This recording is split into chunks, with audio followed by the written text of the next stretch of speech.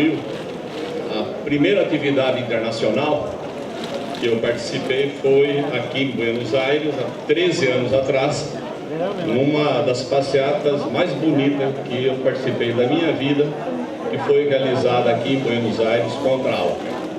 E naquele momento nós não imaginávamos, eram todos mais jovens, eu não tinha tantos cabelos brancos, né, Rafael? Era um pouco mais loiro o cabelo.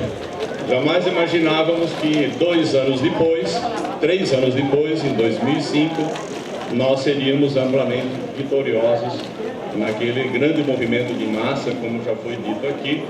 Talvez tenha sido na América Latina o mais bonito e espetacular movimento de massa do nosso continente, uma grande unidade entre o movimento sindical e os movimentos sociais, que se aliam e se aliaram em muitos processos eleitorais, garantindo vitórias políticas espetaculares em nosso continente. Eu digo isso porque, geralmente, a direita e o capital sempre dizem para nós que nós dificilmente conseguimos vitórias. Tentam construir essa história, de que a história de luta dos trabalhadores é sempre carregada de grandes derrotas e de poucas vitórias. E nós, naquele período, demonstramos que é possível, sim, em muitos momentos da nossa história, nós sermos amplamente vitoriosos diante do capital. E foi uma caminhada tão bonita que aconteceu, inclusive, um fato inédito. Até hoje, eu tenho na minha sala, em São Paulo, uma fotografia minha segurando a bandeira da Argentina e o companheiro da Argentina, que era presidente do CTA na época, segurando a bandeira brasileira. Se não é possível nós segurarmos bandeiras trocadas no futebol, mas pelo menos é possível na política, no movimento sindical, demonstrando que a luta dos trabalhadores ela ainda é nacional.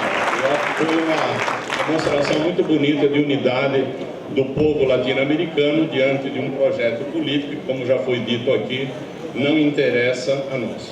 Eu digo isso inicialmente para realçar um pouco a diferença de projetos que existem em disputa na América Latina.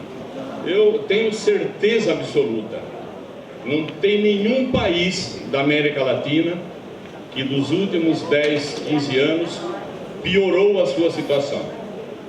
E não tivemos tratado de livre comércio, não tivemos a ALCA.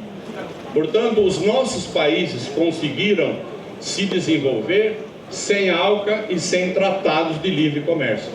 Eu digo isso porque a direita dos nossos países e a imprensa tentam formar na população um discurso de que tratados de livre comércio, ALCA e outros são melhores para desenvolver as nossas economias, portanto são melhores para beneficiar a população mais pobre. Quer dizer, a história demonstrou para nós nos 15 últimos anos que é possível a gente viver sem esses tratados de livre comércio, como já foi dito aqui. Talvez essa seja a grande diferença que nós temos com a direita. Hoje no Brasil, devido a um conflito político muito forte em meu país, a direita, claro, ela fica propagandeando, colocando o Jornal Nacional, que é o grande canal de televisão brasileiro, etc., que agora a União Europeia está fazendo acordo com os Estados Unidos, a TPP, como já foi dito aqui. E o Brasil está isolado, quer dizer, tenta convencer a população de que o isolamento do Brasil, e com certeza a imprensa, agora como não consegue, a direita, com medo de que ele saia candidato novamente em 2018, tenta destruir a sua imagem. Uma imagem que, quando ele saiu da presidência da República, ele tinha mais de 80% de aceitação popular, de ótimo e bom. Querem destruir, retirar da história política do nosso país o governo espetacular que ele fez, inclusive um governo que disse não a tratado de livre comércio. Isso faz parte da nossa história, como faz parte da história de vocês, da Argentina, os posicionamentos políticos do Kirchner, da Cristina Kirchner, que nessas reuniões que nós temos a nível internacional, né, a gente consegue, inclusive, estabelecer um diálogo, uma conversa entre as centrais sindicais com governos, que nos recebem para discutir, inclusive, questões relativas ao mundo do trabalho, a nossa pauta de reivindicação. Sendo que do outro lado, quando tem governo de extrema-direita, governo de direita, etc., sequer recebe, sequer quer ouvir a nossa pauta de reivindicação. Então tem diferença sim de governos. Por isso que me deixa...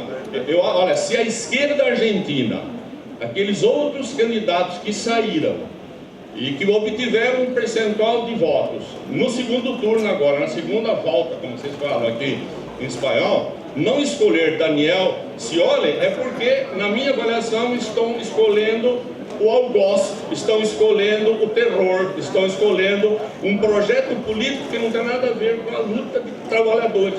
Olha, é preferível, gente, brigar com os amigos do que apanhar dos inimigos.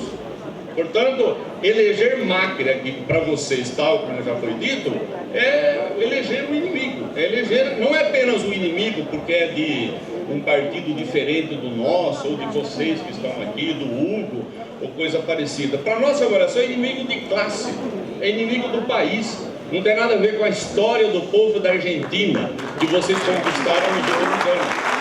Logo após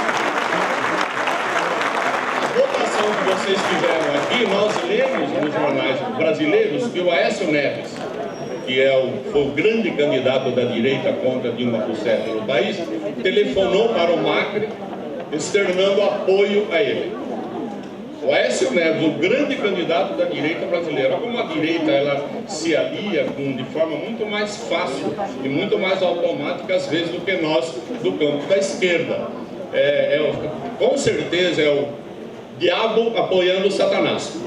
É o diabo brasileiro com o Satanás argentino. Eles abraçaram e eles estão nesse processo, nesse momento, desenvolvendo uma força muito forte.